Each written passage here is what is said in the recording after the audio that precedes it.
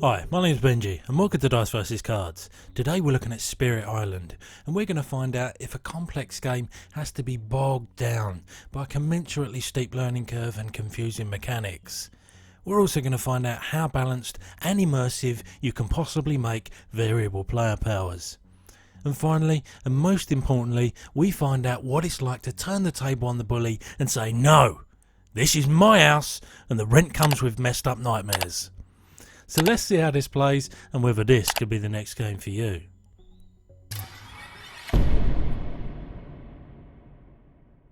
The object of the game is for you to cooperatively rid the land of invaders. This is one player's map board, but when you're playing multiplayer, you'll just add all of yours together to form one larger game board. Each player will then pick a spirit, and on one side is its setup and backstory, and on the other are all of its innate abilities and powers that you'll use throughout. Finally, this build here will track all of the invaders' actions and any fear and blight that needs tracking. These here are the native Dahan that you'll be working alongside who are just looking to defend their island. Here we have circle tokens that then represent the spirit's presence on the board that will help you play your powers and abilities throughout the game. And finally, blight gets added to the land whenever invaders spread their influence, and that's the main way you can lose the game if too much blight is added. Every turn starts with the spirit phase, and this is where players will simultaneously choose which growth option they want, and that will generally be in the form of gaining energy, which will help you play powers, or also placing presence on the board. Whenever you place presence, you take one of the circle tokens from your player board, and this represents you upgrading your spirit, because if you take them from the top row, you're going to be gaining more energy each turn, and if you take them from the bottom row, you're generally going to be able to play more cards each turn. Finally, at this point, you can draw power cards. So each spirit starts with its own exclusive 4-card starting hand, but you can also draw minor or major powers. To finish the spirit phase, you're going to be gaining energy and also simultaneously playing power cards from your hand.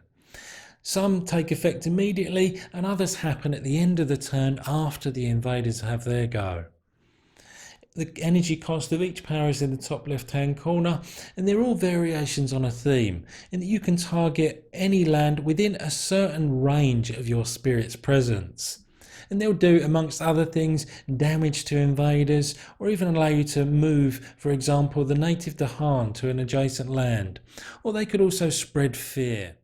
We then move to the invader phase, and this is roughly broken down into 3 sub-phases.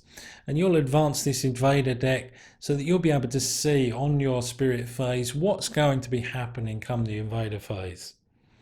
So the first thing they'll do is to ravage, and this says here that they're going to ravage in any sand territory, and ravaging is basically attacking the land and attacking the Dahan.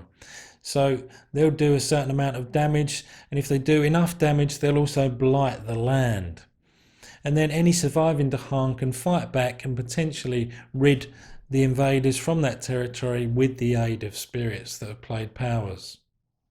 The invaders then build here on jungle territories, but only on locations where the invaders already have a presence, and you'll place either a town, which are the smaller ones, or cities in alternating order. Finally, you'll flip over the top card of the invader deck to see where they're going to explore, and here they'll do so in the mountains.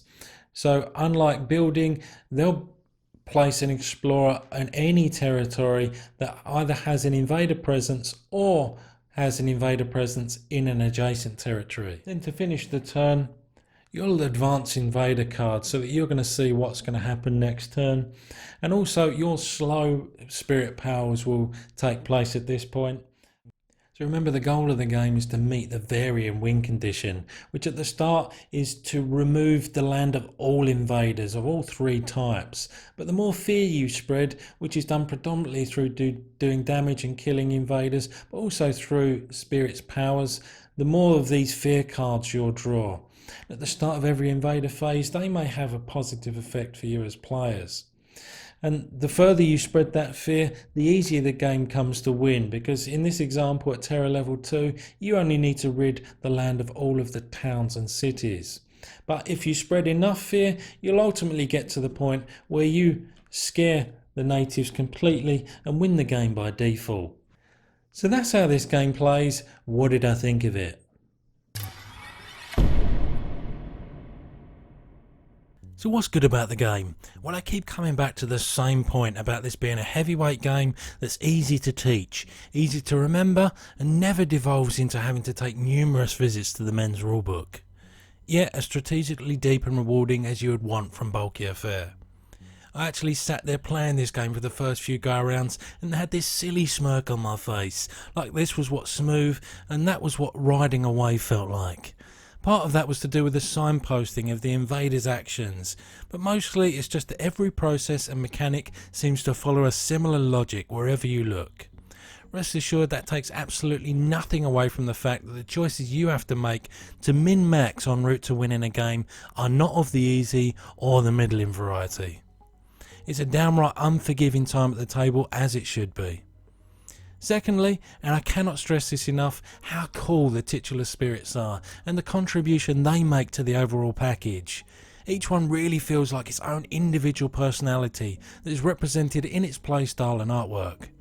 You've also got the obligatory difficulty levels associated with them, and I suppose the biggest testament I can give to this fact is that if you played a game through with each and every spirit, it would feel like a different game within the same game each time, and that feels like value in a box to me.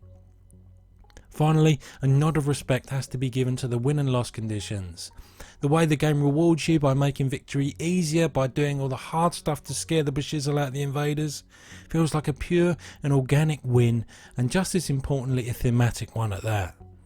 If you contrast that with the fact that you're always one or two bad moves away from getting run over by those that are not welcome, then you're smack bang in the middle of how a game should make you feel, engaged and fully committed to winning or having fun whilst trying.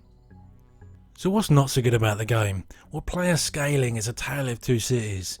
On the one hand, you start with your own map board, which is one of a number of clear indicators that this is seamless in its transition from solo to multiplayer. But it also has the unfortunate byproduct of some turbulent ups and downs when it comes to the number of players at the table, with there being pros and cons in both spirit synergies and board presence. What's left is a game that's next to impossible to balance from a player scaling perspective. Yes, a veteran Spirit Islander can find their sweet spot, but out of the box this is a difficult riddle to solve. Thankfully, given time and patience, this is going to be less of a negative for some. I also can't help but be critical of the look and feel of the game. It's far too bland looking for me for the most part, although I do quite like the artwork on the spirit boards. But when you set the gameplay bar so high, you want the whole package to be the same. So when all's said and done, I'm chuffed to bits about this game's existence. If there's such a thing as a heavyweight gateway game, then this is a contender for that title. I also think it's a rare game indeed that makes its variable player powers, here in the form of the spirits and their abilities, feel like a trip to the mecca of candy stores. So with all that being said, Dice vs Cards are going to give a final score of 9 out of 10 to a truly majestic and well polished machine. One that I wouldn't hesitate to recommend to a wide audience. However, that's it from me. I'll see you next time. Right, so if you do this, she does that, he does this, I do this, you then do that, but over the top of this, then we win on turn one. Super.